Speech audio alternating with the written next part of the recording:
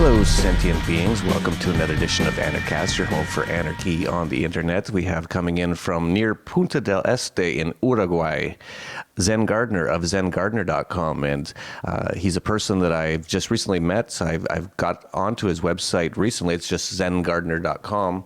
And has a bunch of amazing information on there and really interesting insights and all sorts of things about esoteric things and consciousness and awakening and vibration, all these sort of things that I'm really getting into and really exploring a lot more, because I think that has a bit of a key to how we can create a better world is by expanding our consciousness and helping others to expand their own consciousness, to become more aware of what's really going on and who's really controlling things, and how we can get out of this sort of human slavery that pretty much everyone's been enslaved by governments and central banks. And so we're going to talk about all that kind of stuff. So, but the first thing, Zen, I have to ask you is, how did you become an anarchist?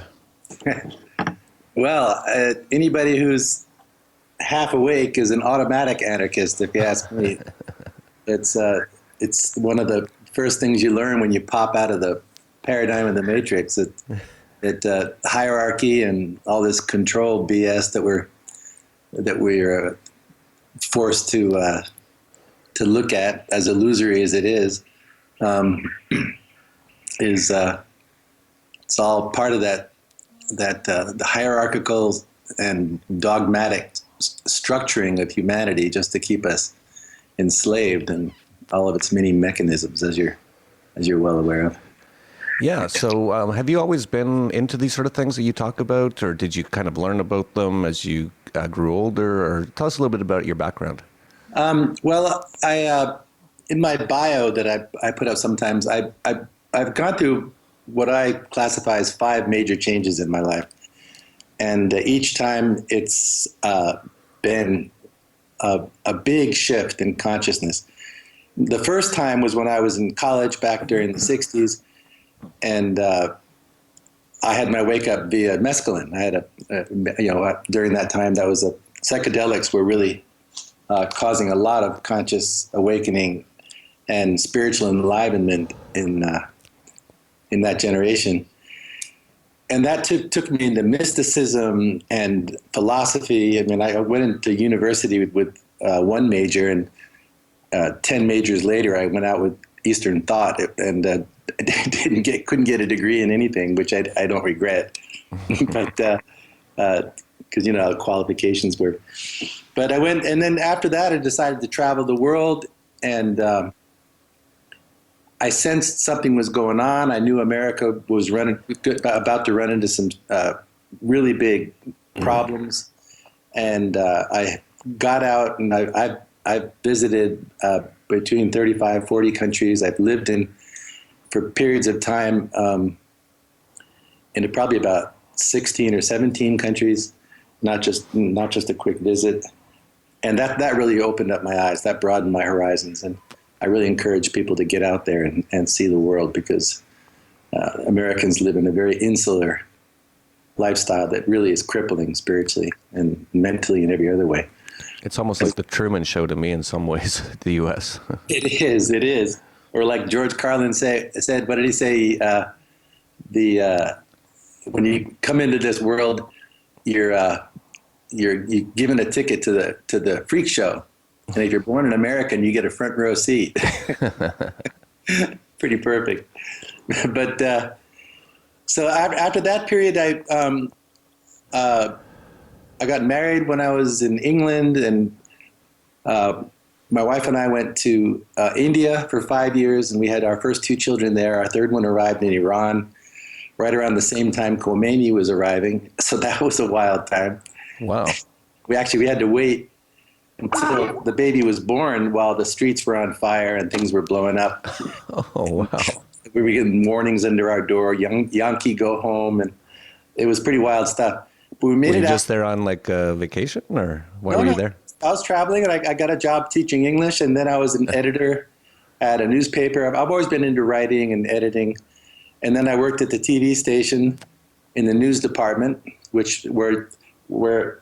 wherein you sat next to a Savak agent. That's the Mossad of Iran. and you'd pass him your story, and he'd edit it and block stuff out. Oh, it's just like the U.S. then. Yeah, there was a sign on the wall that said Nicaragua does not exist. That's when what's his name was getting deposed. Not Mendoza.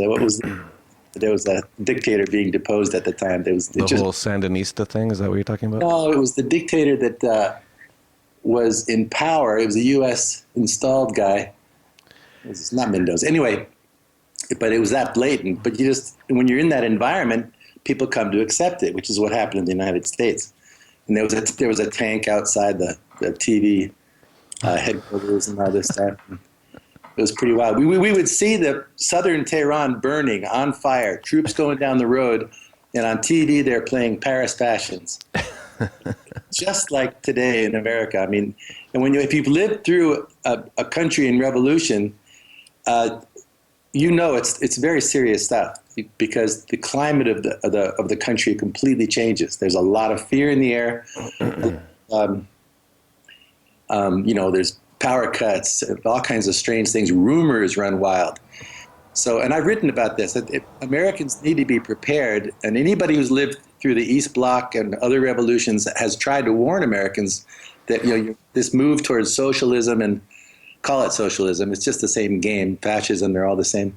Yeah. But it is something that is very serious, and when it hits, you're going to really regret you didn't stand up to it when it was coming down. But we're so far down the road now, as you know,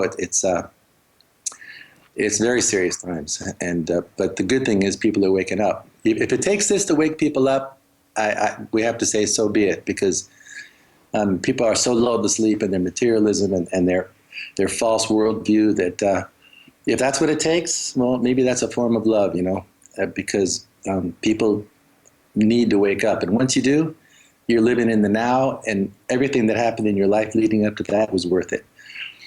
And anyway, to get back to then I was in India 5 years, and then the Middle East for 3, and then I moved to Latin America, where I was still doing some editing and writing and teaching, and moved around different countries down here.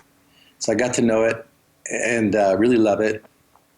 And then I went back to the States, and we took a sales job for a few years. We had nothing. We lived on nothing actually I'm remarried at this point, 20 years ago. But we had nothing, and thought we'd better get a little nest egg or something together. Plus our kids had come back with us. We wanted to help them get set up. So we ran through the treadmill for about 6 or 7 years, and then getting off of that was a whole nother life, just in a microcosm, because I'd never lived in that lifestyle before. And then when I popped out of that was the big awakening. That's when everything just blew up, and the top of my head came off, and I could see clearly again. And that was about 8 years ago, and I started writing and blogging, and it's just been a thrill ever since. I mean, I probably spend 18 hours a day doing what I do for 8 years straight, no breaks, and I don't need a break. This is what I love to do, and it's needed. This is a very urgent situation we're in, as you know. But it's not driven by fear; it's driven by love. And anyway, that's sort of my story in a nutshell. Yeah, that's interesting. That's how you were sort of got back into the treadmill there, and then you got off it again. And you pointed out that you were working pretty much 18 hours a day for 8 years straight. And I'm very similar.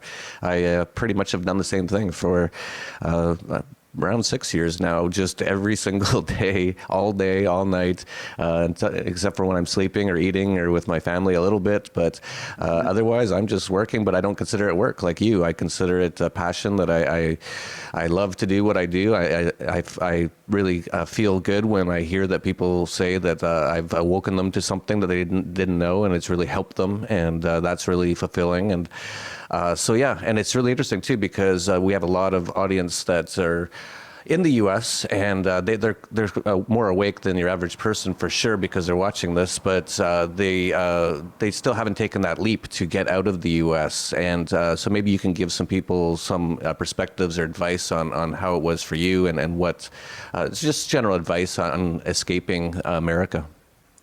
Sure, yeah. I mention this a lot in my writing, and obviously not everybody can make it out, but I'm convinced many more could and would be happy if they did make it out. But it's each person's got to be led to their own convictions.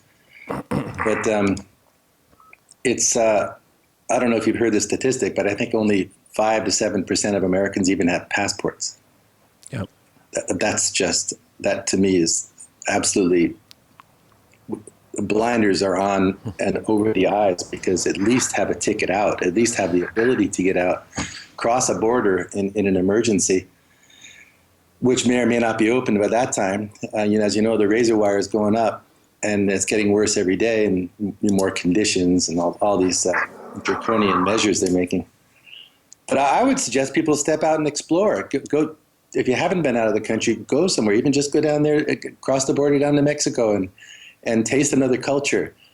I was really blessed to have over 20 years living overseas under my belt. So when I got back to the States, when I was helping the kids get set up, and I went through that whole transition, I wasn't, I'm used to living in other countries and dealing with visas and language and different cultures, and I've come to really love them.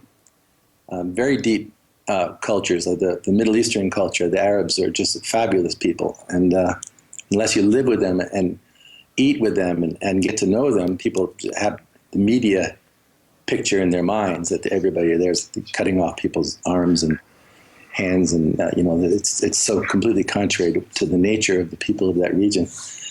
But get out and explore, do a little test run. We took a test run down to Costa Rica before we came here, and plus we had a good activist friend down there who helped us find a place to stay, and we kind of checked it out, and then we came back because of family reasons, and but decided that for us that didn't quite meet the criteria, and eventually we landed on the Uruguay option for a variety of reasons. And I encourage people to get on the expatriate blogs and see for yourself what the conversations are, because you'll get tremendous information.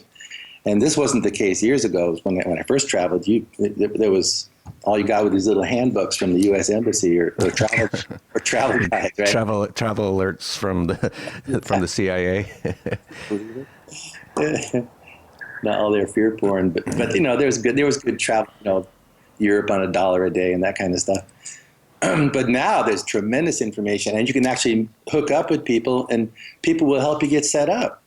A lot of people in our community, there's a growing, wonderful community where we are, and actually it's across the country of awakening people and expatriates who've come from predominantly from Europe. Not so much, although there's a lot of Canadians, a lot of Americans, but there's a lot of Europeans getting out of Europe as well. This is no simply American phenomenon, as you know.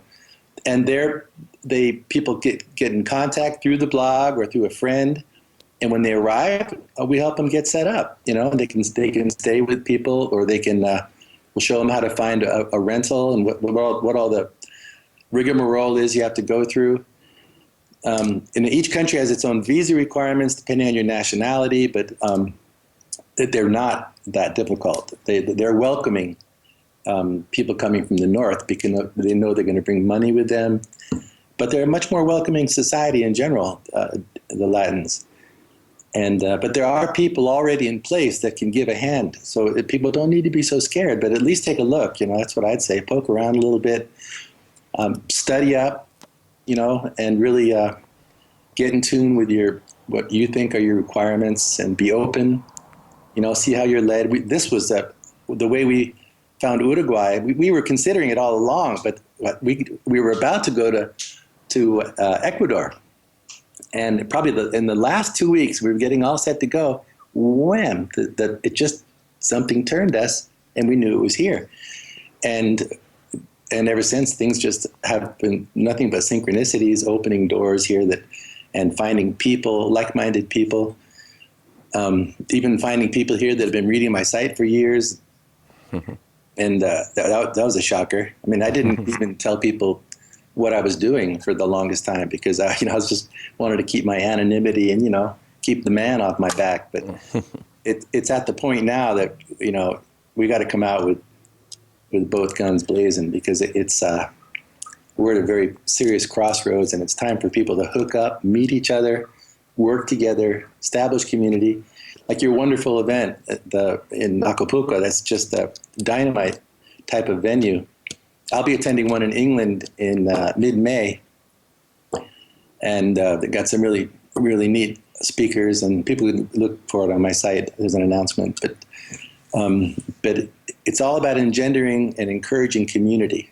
It's not providing leadership. It's not providing, structure or hierarchy. It's about empowerment and teaching people encouraging people to work together. The beautiful thing is it's already happening. It's an organic thing. It doesn't even need to be taught. It just needs to be encouraged. But we all need to come up with better solutions on how to interact with each other, how to manifest these amazing things that we're learning, and bring into reality the world that we know it should be. Yeah, we actually have TDV groups. So it's the Dollar Vigilante TDV groups. You can just go to tdvgroups.com and see all the groups we have around the world. These are all liberty-minded expats who have expatriated from wherever they're from and have made a new life in a different place. And they're all very welcoming. And we have groups for each of them. And so if you're a subscriber to the Dollar Vigilante, it's $15 a month. You get access to all these groups. And I added you, Zen, to our Uruguay group. And feel free to add any expats there, let them know about that group and get them on that Facebook group.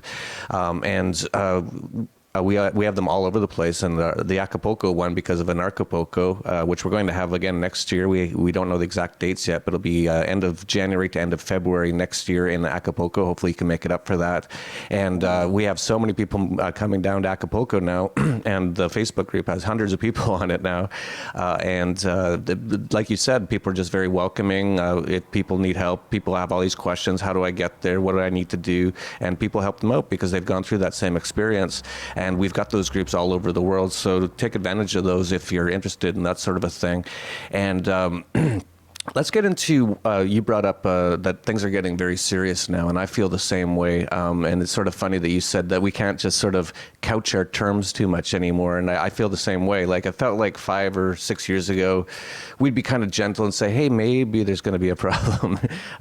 Maybe you should sort of prepare a little bit, sort of trying to give people some advice. But I wasn't personally like shouting from the rooftops, like, run, which is basically what I've been doing lately. And I think you're right. I think we're getting very close to something happening. And I don't know if you have any predictions, or I don't know if you have any comments on what you see happening.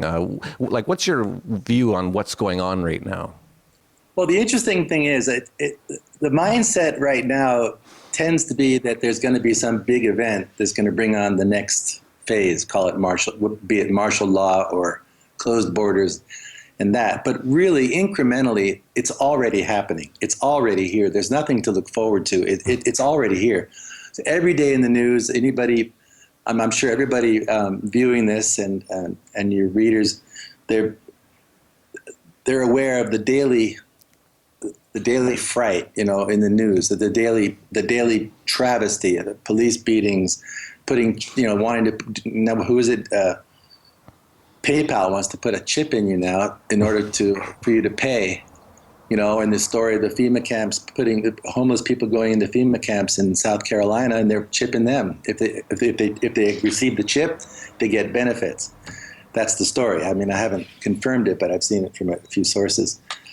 And they're already doing it. The vaccine insanity, making it mandatory. In Australia, you don't get your benefits unless you get your vaccines. And people now who don't want to get the vaccine or get it for their children are starting to get, they're lining up some serious legislation, which they don't even need now with the NDAA and all these other ridiculous mechanisms. But so I would, it's like the boiling frog syndrome. People are waiting for the flame to go way high. Oh, now it's time to get out. You're not going to know when you fall asleep. You're not going to know the nature of the boiling frog syndrome is that you think you're relaxing and it's okay. The next thing you know, you're unconscious, and then after that, you're cooked. And I think it's pretty appropriate, or the ostrich metaphor. It doesn't go away. And the loving thing to do, as you were saying about getting, screaming from the housetops, the loving thing to do now is if you see a tornado coming over the hill, even if everybody in the house says, "Oh, we never get tornadoes," that's impossible. You're seeing things. Or, don't bother me, the game's on, or we're in the middle of something, or, dinner's almost ready. And you don't give up on them. You keep screaming and you keep pointing that's because their ignorance is not going to make that tornado go away. And unfortunately, in most people's case, the ignorance has made things go away for them. In a sense, they're living in this bubble-fied reality that does not include the true reality. Therefore, they think it's okay. Look, my plan worked. My closed mind system keeps me safe, and I'm sound, and all that. But anyway, all that to say, it's already in place. If people are waiting for the big event, and I think there will be more, of course, stuff. I mean, I won't be surprised in the least if they pull a very major false flag in America, perhaps nuking a few of their own cities. It's not past these psychopaths to do something like that, to just throw everything into complete berserk, full-time alert. But by then it's too late. Then everything's insane. And as I was saying, when you're in a country when there's revolution, it's a different world. It's like pre 9/11 and post 9/11. These were different mindsets. But this is going to be, when it happens within a country and things go paramilitary, and it's really, and survival becomes the mode. People's high ideals and all that go to the wind. They just want to get food, so they're going to go raid the farmhouse, and it changes. So if people are waiting for that to kind of happen to see, or to see it on the horizon, see it real close, just look at the horizon and connect the dots. They've got so many mechanisms in play now, between the chemtrails in the air, the junk in the water, the vaccines, the GMOs, the electromagnetic warfare, scalar weapons. They're playing so many things at once now just to keep humanity suppressed. And that we are the enemy. The external enemy is right out of 1984. Every government or civilization has said there's some external enemy, but the real enemy is the people to the power structure. The power structure is the enemy, is the people, and they'll do anything they can to keep them under the hoax and hoodwinked and dumbed down. So we're seeing a mega bombardment now. But I'm writing something right now. I'll be publishing later today. But this is one of the greatest proofs of human potential, that they have to go to these lengths to control humanity and to suppress our spirit, and it's still not working. It's a beautiful thought. And, the harder they squeeze, okay, people will argue, well, what about the sheep? Well, they're really dumbed down and stuff like that. But the point is, we're living proof. We breathe the same air. We try to take better care of our health, but, that our spirit is indomitable. It is infinite. It has infinite potential. And when we realize that these aspects and these gifts that each of us have within us, and realize our connectivity, that is the greatest weapon of mass instruction you can possibly have. The information is leading people to this conclusion. Any sincere researcher, always ends up with a spiritual awakening and a spiritual worldview, because once you get past this really dark aspect of the matrix and you go through and you find out it's all a lie, it's all a hoax, and it has very evil intentions, very, very dark forces at play, that's a shock. People you go through that, everybody does, and you realize everything you've learned is a lie. Eventually you'll realize that. But through that, this arising sense of conscious awareness comes through. And these really neat aspects start. You realize what was beyond the veil, and it was light and empowerment and clarity of thought and answers that you've always craved all your life. They've just been sitting there, but we were being blinded from it. And like I tell a lot of people, if just one person punches through, that's all it takes, because essentially the game's over. I mean, obviously we want everybody to punch through and get to that realized state. But the fact that one person makes it is such a, I forget how I phrased it, but it proves the dynamic is real, and it proves the dynamic is unstoppable. And this was probably essentially the message of the avatars through the ages, whether it's Buddha or Jesus or the great teachers and spiritual figures that we've come to be familiar with. It was about this empowerment, and that we are, the whole idea, we are God because God is us. We are all part of this magnificence. And when you tap into that, it's not some meditative state or new age, gobbledygook. It is as real as waking up and seeing the beautiful hills on a sunny day. It's that simple. And each person, it happens organically, but it can be facilitated. It can be encouraged. That's why I like to write, because I think words, they're either working for you or against you. But with words and images, you can bring revelation to using the very thing that was used to close their minds. You can use the same. It's like using the internet for good or bad. You can use the same spiritual technology to open things and bring greater understanding, like sort of a sense of revelation. Like, wow, now I get it, or I never thought of that before. You know how that kind of stuff comes. Just when somebody takes apart language and you realize the word awake. Well, awake is where you go. What you go to when somebody dies. You go to awake. There's a lot of reverse terminology. The very letters we use, these are sigils. They have meaning. The shapes have meaning. And you can go right into logos. And like Confucius said, it's signs and symbols rule the world, not words nor laws. So when you come to these, when you realize these spiritual technologies, then you start to see things in a completely different way. It's almost alchemical. You're able to break things down to their real essential nature, and your day. Let me tell you, your day will change because you walk the street and you see a sign, or you see a number, or you watch the behavior of something, and you start to see a whole different world. It's almost like you're tripping all the time. Actually, it is like you're tripping. But, you don't have to be taking psychedelics, although if people need to wake up, that's not a bad idea for a lot of people. Yeah, it's interesting that you said that any serious researcher will at some point get to a point where they become very spiritual or spiritually awakened. And I would say that's happened to me. So I started pretty seriously looking into things around 2000 after the tech bubble burst, because I had a tech company and it was worth nothing. Then it was worth $250 million, and then it was worth nothing a few months later. And I was like, what happened? And started read The Creature from Jekyll Island, started reading about the Federal Reserve, started looking into that. Then, of course, 9/11 had happened. Then Luke Rudkowski woke me up with his, he was involved with the great documentary called Loose Change. That blew my mind. I was like, whoa. And I just have not stopped since, just researching everything. And like, well, what else is there that I didn't know about?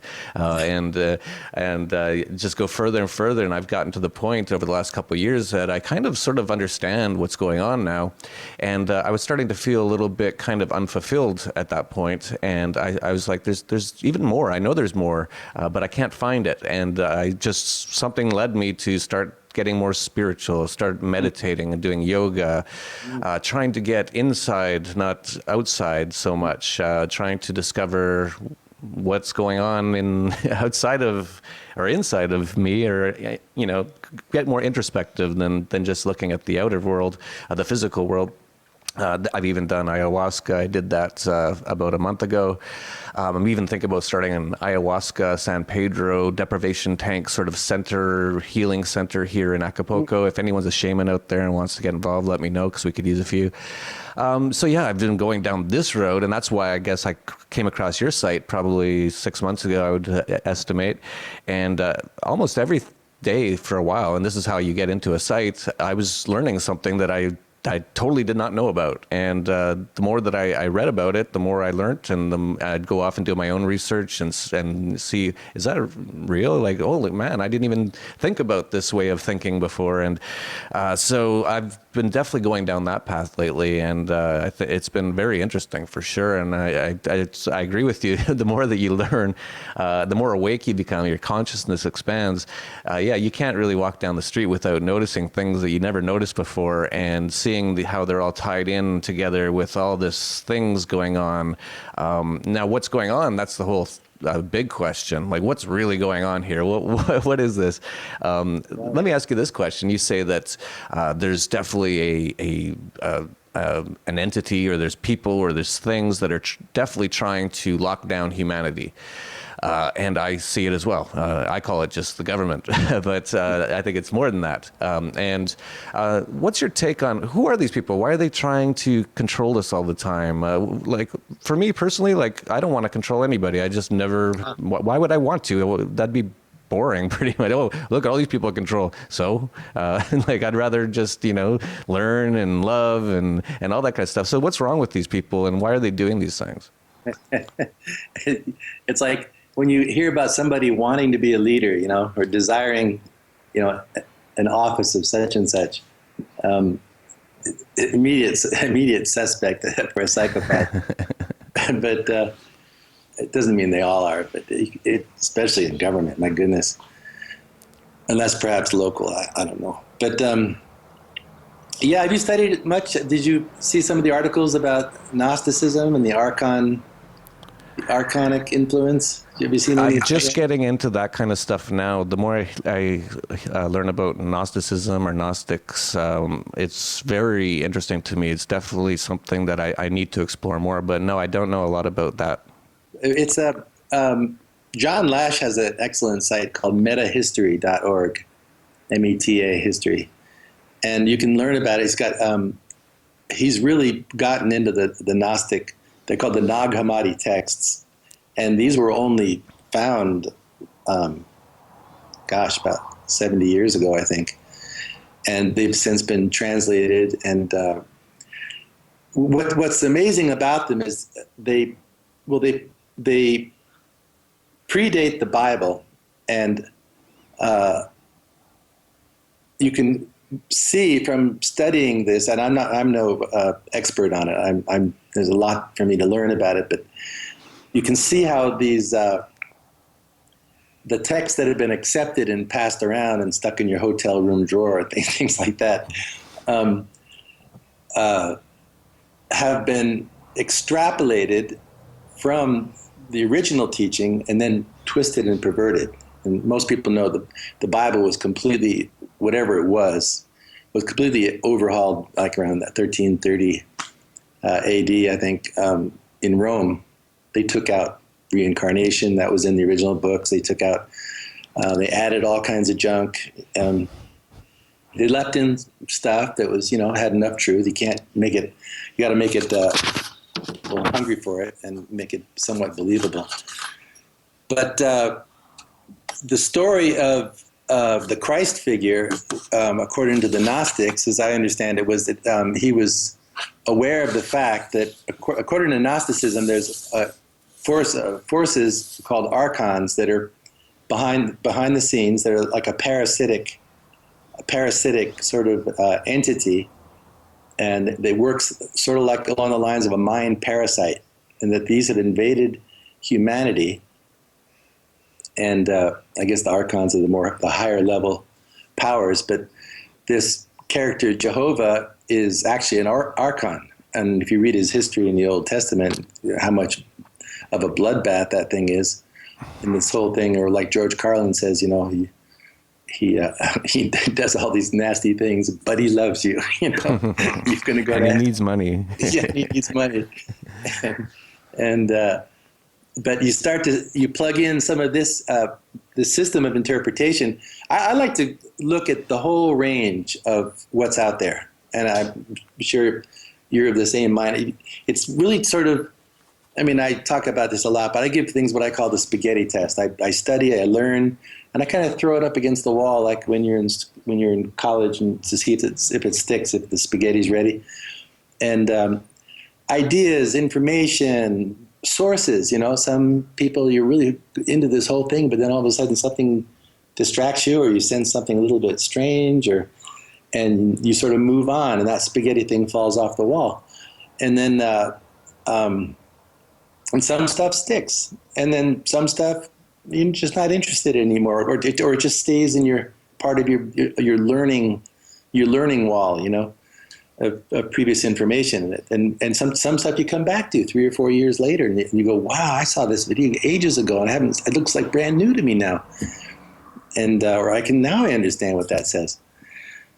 But so in that light, the Gnostic teachings are very, very interesting, because you've got all the ancient Sumerian tablet literature, Zecharia Sitchin and others who've written about humanity coming from, another race from another planet, and mankind was genetically created in southern Africa.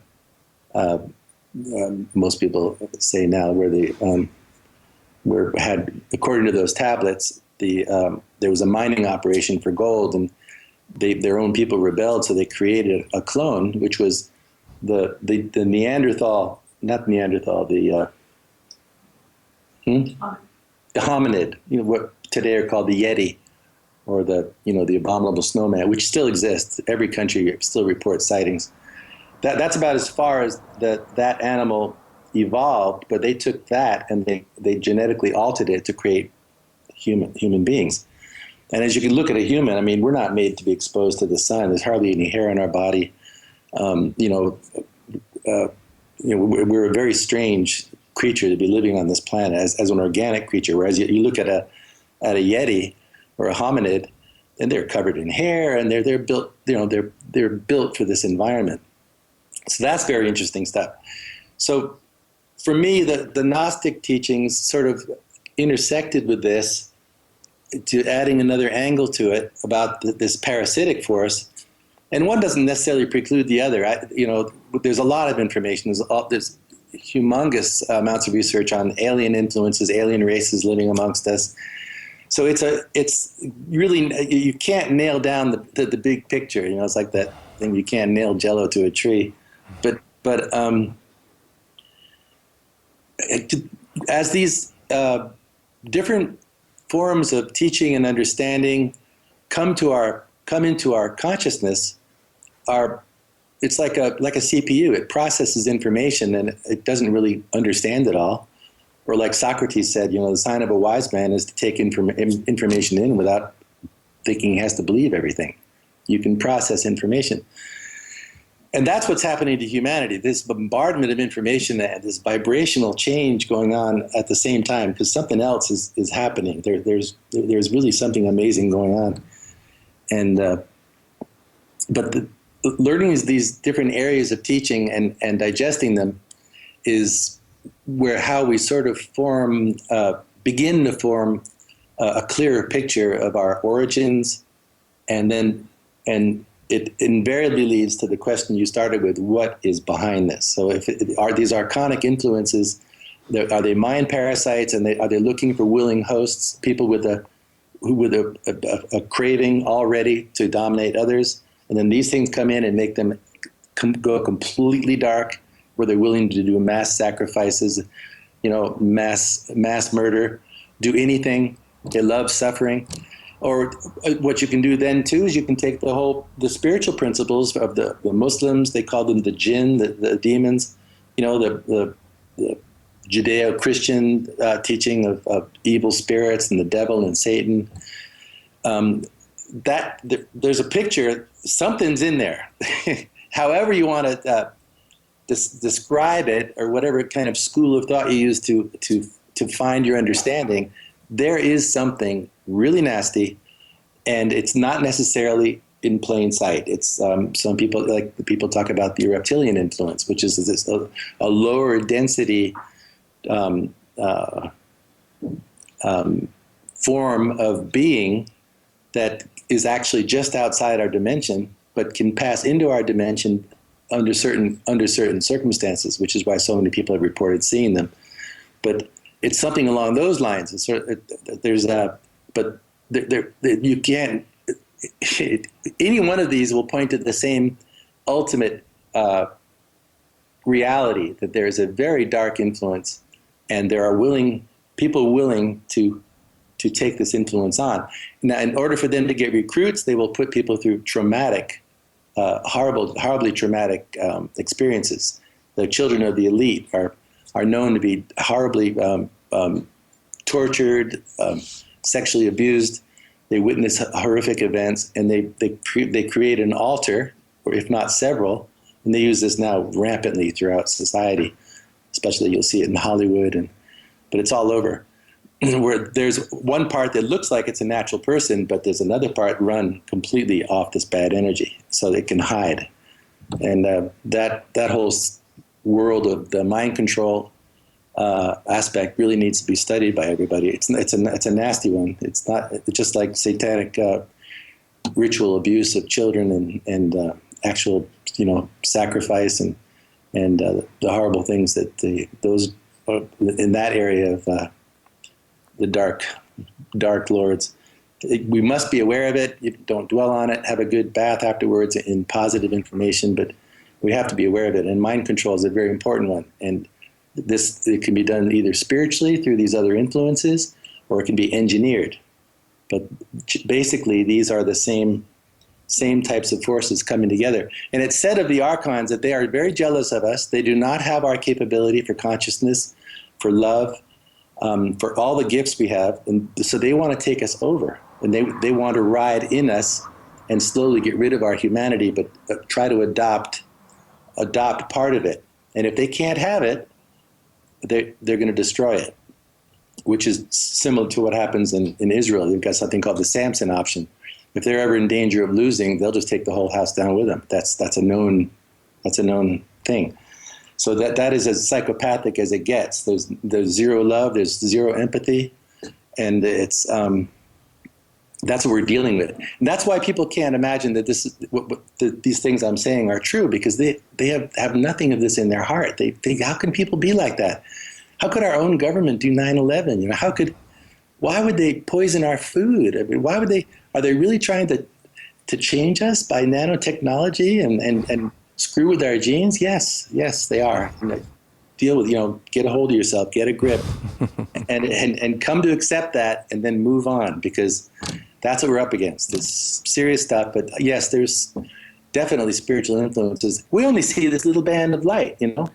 There's a few colors and stuff, and out there, in infinite directions, you've got vibrational, whatever you call it, vicissitudes or something, but of all sorts. And to think that reality is all that we see, feel, touch, and think is insane. That's just nuts.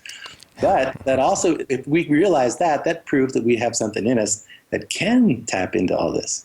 And we need to develop that. That's the next frontier, is that developing of our consciousness. Because if we're operating from a place out of conscious awareness and out of that, the true view of reality, we're going to make unconscious decisions. We're going to recreate the very system that we despise. It'll just have a different coat of paint, new windows. The same thing's going to go up. And that's why anarchy, out of structure, non-structured, it gives rise to natural structure. I mean, look at sacred geometry, look at crystals, look at fractals. Fabulous, and they're organized, but they're natural. And that's what's happening. That's arising in people's hearts, like what you're doing with your terrific, what you call it, the TDV. And I'm working with something called the Full Circle Project with Max Egan and a few other people.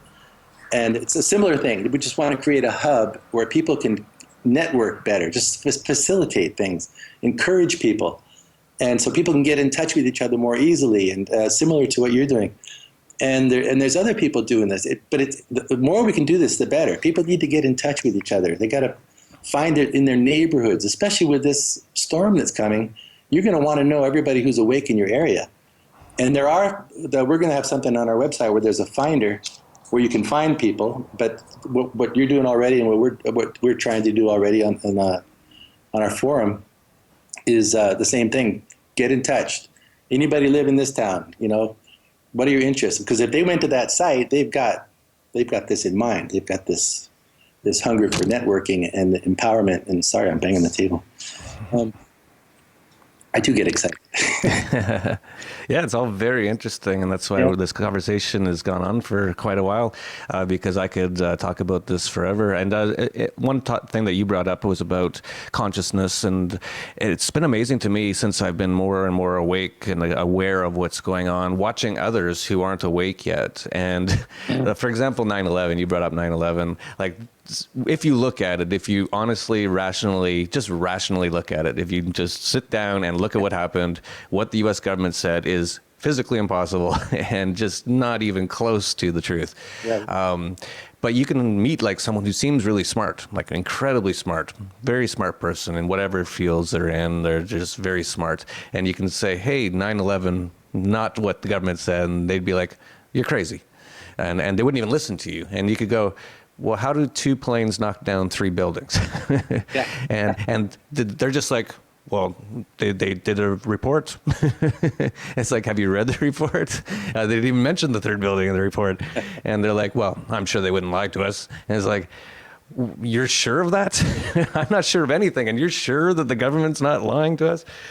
So it's amazing talking to people who aren't awake when you are more awake. I'm not saying I'm better than people because I'm more awake. I'm just saying since I've become more like this, it's sort of funny watching other people who aren't awake because you're just like, holy cow, it's amazing. They just can't see something right in front of their own face. Yeah, it is. That in itself is proof of this whole concept of this veil that gets put up, and there's lots of them, and then they maybe get one down, and another one might start to come over. It's like we have to be constantly, veil ripping. But it's so true. I had a friend. I'm still chat with the guys I grew up with, and they're in varying stages of hearing me. But one guy I was really close to for years, and I told him, I was breaking him in on the 9/11 thing years ago. And he said, well, he says, I'll get back to you. And he contacted this guy in Silicon Valley who's a mucky muck, one of the mega guys who's still mega rich from way back and still very involved. I can't remember his name, but, and I asked him about that. He said, no, there's no way, and that was it. He closed his mind because this guy said that. Surely, if that was the truth, this guy would know. Who is this amazing guy who knows everything? I mean, intelligence ain't what it used to be. I'll tell you that. Yeah, it's great. So much we could talk about, but I try to keep these shorter. Everyone's got things to do and ADD, and we want to get these things out there fast and quick because we need to get all this information out there, and it's a race right now. Let me ask you one last question. I've been getting a lot of I don't even know how to describe it. I call it spidey senses. I feel like something is coming in September of this year, and the more that I look for things that might be happening around that time, the more I find. And I've been almost shocked at what I've been finding. I'm probably going to be writing more about it and talking more about what I've been discovering. But do you have any sort of that sense? Have you, for example, I first started to gravitate towards this when I found out about the Shemitah, which is in the Bible, the Judaic Bible, whatever. Just every 7 years is the giving up of debts or something along those lines. And every 7, there's 7 years, and then every 7 times there's the super Shemitah, they call it, I guess. I don't know if that's the technical term, but that's actually coming up. I think it's September 15th, I believe, or 13th of this year. And I started looking into it, and the more I looked into it, the more it seemed to all tie in quite well with a lot of things. And then here's one thing that I haven't even mentioned to anyone yet, and no one's mentioned it. I haven't seen anyone mention it, that the Pope is going to be speaking at the U.S. Congress on September 24th, I believe, which is a really interesting time if you're seeing all these things sort of gravitating towards this one date. And I'm not saying something's going to happen on that date, I don't know, but I've been picking up on a lot of stuff, and the more I look, the more I find. So I was wondering if you've heard anything about this or have been feeling this as well. Yes. The September, I've seen the same, it's like that video, September Clues, about 9/11. I've seen this September date, and I've read some really compelling arguments about things that are coming to a head around that time. I can't see this going on much longer without something. They made like an earthquake, the pressure builds, then slip, and everything's different. And whatever form this will take, but the economy can't hold up. I mean, it's just hot air built on nothing, and they're just trying to get these things overvalued like they did last time, make a killing out of it, and then wipe everybody out. They always make money out of their deals, like Larry the Cockroach Silverstein. Lucky Larry didn't show up for work that morning, and just a month before bought the World Trade Centers and insured them for 2 terrorist attacks for billions of dollars. Wow, that guy, amazing. And it's a miracle. Like the ATF didn't show up for work the day of the Oklahoma City bombing. Yeah, interesting coincidence. But they do. They make money on it. They made money on the scrap. They got rid of the evidence so fast, and they made money selling the iron to China before anybody could even smell the thermate. It was just like amazing. Anyway, I forgot where we started. You were saying September. Yeah, when things when it dislodges these rocks that are on this precipice. Whatever kicks it off, it could be anything. The economy is a very likely thing. They're waiting to pull the internet total controls and just block all this alternative information, and they're walking into that. A lot of this is they're soft pedaling because they're kind of running it up the flagpole to see how people react, but also to condition people. And that's one of the things I think the alternative community should be careful of, because there's so much repeat of this is happening, they're going to do this, they're going to do that. Well, if that's not shared in a positive context, we're only furthering the conditioning. We're only paving the way. We're greasing the slope. So we have to be careful about that. Vibrationally, that you can check it by, is this fear porn? Is this anger porn? Is this or is this just look at all the information I've got, or something like that? That stuff can leak into any one of us. So we have to be careful. We're not helping to bring it on by our detective work, I think. But we do need to be aware of it and very vigilant, and share with each other what our intuition's telling us and our information. But yes, I've heard the September month being bandied about quite a bit too, and it's sort of wait and see. One of the wonderful things I have to point out is they've had a lot of plans, and because I thought all this was going to come down in 2011, I thought that was the last, and I didn't think Obama was going to get reelected. I thought they were going to just shoo him in as a military dictator and just get it over with, which they may yet do, because I don't know if there'll be another election that. This kind of, when the shift it's already a dictatorship anyway, really, right? When the shift happens, it's bye everything. But because of the information and this awakening that's happening at so many different levels, whether it's the very brilliant conscious awareness, or it's people just catching on politically what's going on, or even economically, like you mentioned, the Jekyll Island book. That a lot of people like, wow, and you find out what the Fed really is. That gets people started. Or 9/11 is a major wake-up call for so many people once they get that. But whichever way people come in, as they wake up, this is causing a vibrational change. And as we broadcast more information, like your show, like I'm doing, like so many people, and more doing it every day. Even just their little internet groups that they're sending out emails. This is changing the entire landscape, in both informationally and also deeper levels, or vibrationally. Like we have the thing called the morphic field that each of us contributes to. We're either helping to bring on the growth in awareness and love, compassion, greater connectivity, or we're a dead weight that are supporting the status quo. There's no either or. Back in the day, when activism back in the 60s says you're either part of the problem or you're part of the solution. Well, people have no idea, and I'm writing about this right now, but people have no idea what that really means, because that goes right on into vibrational influences that affect the seen and the unseen. And we empower others just by our own personal awakening without having to travel to another country. That happens. And when we broadcast the words that bring truth and encouragement, enlightenment, and realizations, these transform.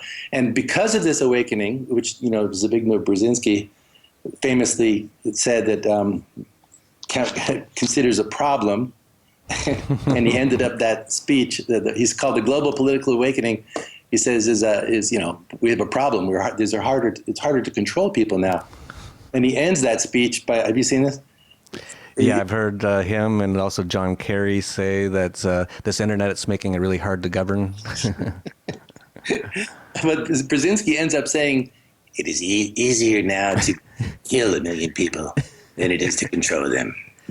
This reptoid face. It's just unbelievable. These people are such dead giveaways. So, I did an article called Faces of Evil that Rule the World, and I just took apart. It ended up going to about 200 people, and I was writing little sub things to them. But these people, you catch their mugshots. They're so psycho, or they're possessed, or actual reptoids. I don't know. I did a similar article just recently where I was mentioning that not only are they showing their true face by their actions, but a lot of them seem to be morphing into their true self. I put this one congresswoman, it's really hard to even look at her. She just looks like she's from hell, like a demon or something.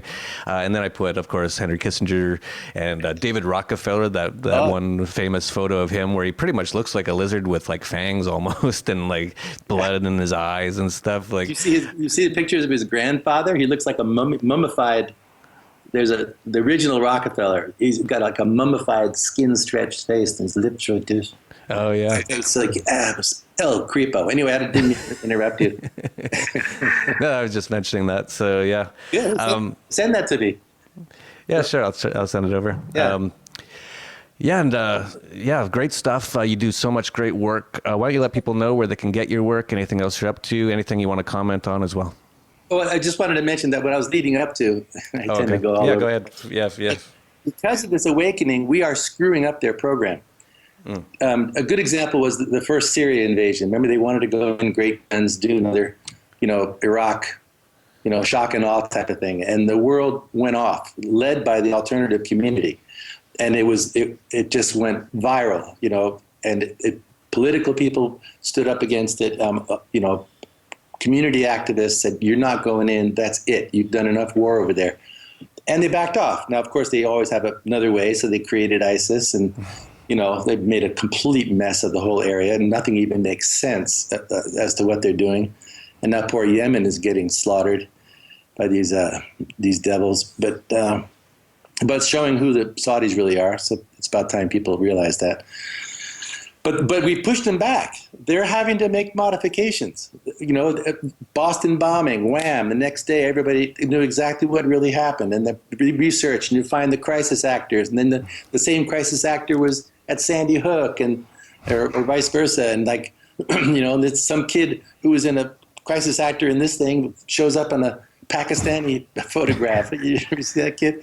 And it's like, and people call them on it, and they take it off the internet. They know we're watching, and they're watching us very closely, and they're probably learning a lot. But it's having a wonderful effect. So we're really screwing them up, and we got to really turn it up, man. We got to turn it up. Yeah, it's a good point. I remember, like after 9/11, it was like pretty much years before you're really seeing anything on the internet really questioning what had happened. And then you mentioned then things like Boston, and that was pretty much the next day. There was just a ton of people from around the world who sifted through everything, and they had already said that the official story was not right because they had all these videos and camera angles, and they could see all these things.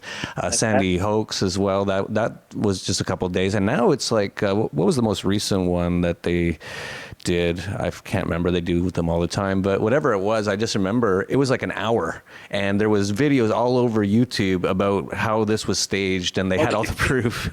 Was that Canadian Parliament? It was one of them. Yeah, it could have been that one. I can't remember which one it was. Yeah, I know, but it was like instant, and so yeah, and that's a really good point. Is that we are definitely having an effect, and after 9/11, Wesley Clark mentioned that he was given a list of 7 countries that they intended to occupy and bomb, and of course it was Afghanistan, Iraq. It went on until Iran, and it included Syria, and included Lebanon and Sudan, I believe, and they said they were going to attack these countries, all 7 of them, within 5 years, and that was 2001 or 2002.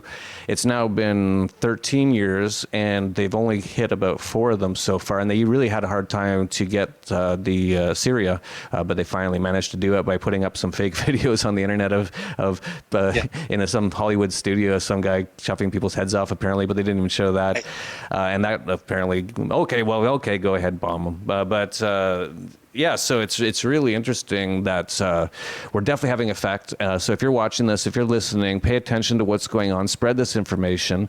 If you don't know ZenGardner.com, go there, check it out, subscribe to his RSS feed, or if they have emails, whatever. Just keep all this information out there and keep it flowing. They're going to try to turn down the internet. They already are. They've already started to really attack alternative sites. They've made it so they can't really monetize what they're doing.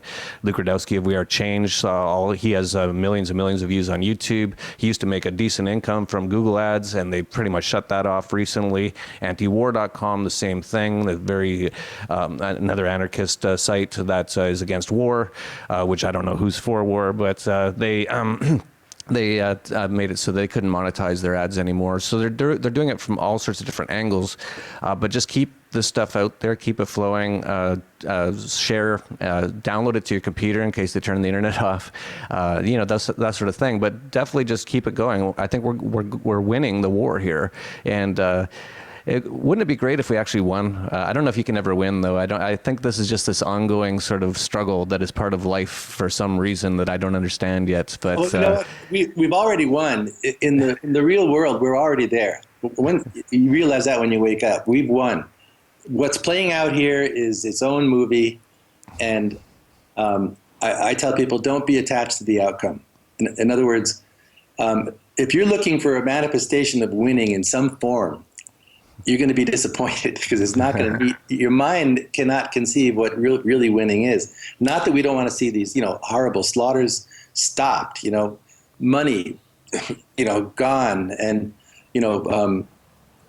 most of the structures, the matrix obliterated. It is crumbling, by the way, but people need to get to that, again, that place of conscious awareness where you realize you're already there and you operate from that place. And from that place, honestly, you don't get attached to the outcome. But that doesn't mean, it's a very paradoxical. It's a conundrum, because really when you're awake, you are motivated more than ever to help as many people as possible. There's no sitting back and just go meditate in a tree somewhere because I found it, I'm good to go, Jack. That's not it. When you really find that awakening, you're so filled with love and concern for others, you cannot stop. Like you're crazy like I am. You can't stop doing this. You want to do more, and new ideas come. And like when I write, I'm sure as you do things come out and more stuff replaces it and more stuff comes. So you make yourself a vehicle for this. Like when they say when you open up the tap on water, they say, is the water working? No. Is the tap, what was it? Is the water working? You're just opening the flow. It happens, it just comes. And You don't have to pump it. You just got to open the tap, though. That's the point. And the tap is not only your mind and research and activities and your personal life and behavior, but your degree of activism, your degree of putting it out there and caring for those around you. People are bound by this, all these social structures that they've been brought up with. Don't talk in the elevator, don't be rude, don't say this in public, all these things, and look nice, and all these hang-ups. But when you start getting filled with this real awakening, man, you don't care, and you're also very loving in your approach. You become more wise because you want the person to get the message. You don't want to blast them and make it harder for them to eventually find the truth. You want to lead them. You want to lead them to it and help them discover it for themselves. Too many people think that learning has to be taught. Learning has to be absorbed. People need our whole idea of what is education is completely wrong. You put it out there and you let the imagination, you let the child learn, and you just sort of help it along. You provide it with the information instead of this head cramming crap that this current paradigm pushes down people's throats. But I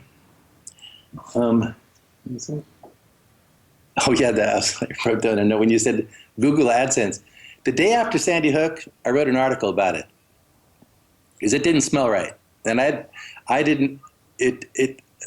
It was too. There's too many weirdnesses about it, and I didn't say that I knew that's what happened. But pretty much people can default on these incidents to false flag, and then they've got to prove it's not, rather than the other way around.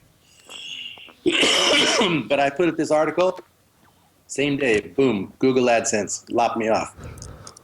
So that told me I'm on it. I got it.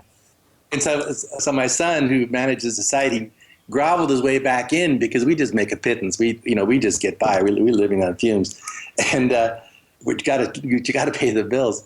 And so he groveled his way back in, and all the hoops you have to jump through to get back on Google AdSense because it's easy, and it shows up everywhere. But then they only pay you like a pittance of what they make. But and as soon as we got up there, I launched another story, something, and then wham! They didn't like me. I was off, and we said, "Screw that! I want nothing to do with these people anymore." So interesting, but yeah, poor Luke, man. Maybe he can find better sponsors or something. But those Google folks, they're nasty. They're all these big corporations. Yeah, I've been working with Luke to try to give him some advice on business things for the last year or so. And actually, his Change Media University was an idea that I think I came up with. And I had him at Anarchapulco here, and he had about 30 or 40 people, I believe, signed up at about $100, $150 each for one day, sort of teaching them how to get into new media, alternative media. So just things like that, alternative revenue sources, so that he can keep doing what he does. Luke's an amazing person. He's a past two-time Anarchast guest, and he was just down here recently at Anarchapulco, and he's got so many people around the world who love him and support him wherever he is. It's amazing. I've been with him. I've been with him in Chile, in the U.S., here in Mexico, all over the place. He just shows up at an airport, and there's always like almost people there waiting there, like, what do you need? Because like he's like exposing the system, and so many people want to support him. All this help and support he can get. He's wonderful. Yeah. Yeah. So yeah, why don't you let people know about your site? This has gone on way too long, but it's been awesome, and that's why it has gone on so long. But why don't you let people know about your site or anything else you want to let them know? Okay, it's the website is zengardner.com. The Gardner is spelled Gardner, and our Facebook page is the same. Despite the fact that Facebook is what it is, a lot of people go to it, so we're still using it. If you're interested in my original writings, up on the top navigation bar of my site, there's a little clock, and that's my timeline. You can click on that, and it'll have my original articles going back, starting with the most current one. But if you peruse the site, I've got wonderful contributors, great people who contribute to the site, great commenters. It's really, really sharp people. And we're almost troll free because everybody's just on it, Plus we moderate the site.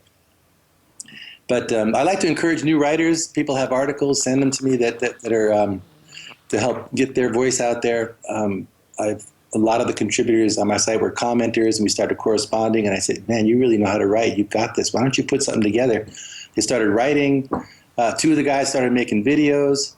A lot of people have just, I said, because I encourage people, get a blog, get your voice out there. Don't, whatever form, everybody's got a creative genius in them. Let it out, find out what it is, and get your message to people. I'll help you. Let's get some exposure. People sure helped me getting started. Jeff Rentz, he's just been amazing. He's extremely encouraging. He archives my articles over at his site and under a special column. It's really cool. But and David Icke's been fantastic. But then you know how it is. You look later and you find out. You Google something and sometimes there's millions of references to things that you had something to do with, and that's very gratifying. It's not enough. It's never enough, but it's gratifying, and anybody can do it. Anybody can do it in whatever form. And if you can't, contribute to the people who do. Help the people who are like Luke and yourself, that help people be able to do their job and get it done better, because it's not easy. It takes a lot of resources, takes a lot of time. And if that's right now, money's a form of sharing energy. And if people have it and can share even just a few bucks, it goes a long way. I've recently put up a donate button on my site, and people have been so sweet and so kind and so generous. It's just, I financed the whole thing myself for 7 years, and with the minimal advertising. And but we got to the point that it's time to ask, and people have been very, very sweet and very supportive. So there's great folks out there. And anyway, we can all do something. We can all do a lot. Yeah, absolutely. And one of the ways that people don't think about this, just hit like down below, share, subscribe, share it with your friends. These sort of videos, if you enjoyed them. If you don't enjoy them, you're not watching right now anyway, because it's been over an hour and 20 minutes, I believe. But if you do, just get it out there, and that's how you can really help. It's so easy nowadays. It's not that hard. It's just a click, just a little click. There you go. Yeah, you just changed the world for the better. We're definitely doing an Anarchapulco next year. We haven't announced the dates yet. I hope that you, Zen, can come. I hope Max Egan can come. And if you talk to David Icke, let him know. I'd like to have him on the program. I'm a big fan of his as well. I think you guys are all in very similar wavelengths, and I'm very similar as well. And trying to, just sort of figure out what's going on. And there's and you pointed out, we'll never really know everything. And but I'm just curious. I'm a truth seeker. I just want to know. And the more information that we can get from various people, the better. So check that out. Subscribe to this channel, share these videos, and that's how you can help out. And definitely check out zengardner.com. It's a great site. So this is it for Anarchast, your home for anarchy on the internet. Peace, love, and anarchy.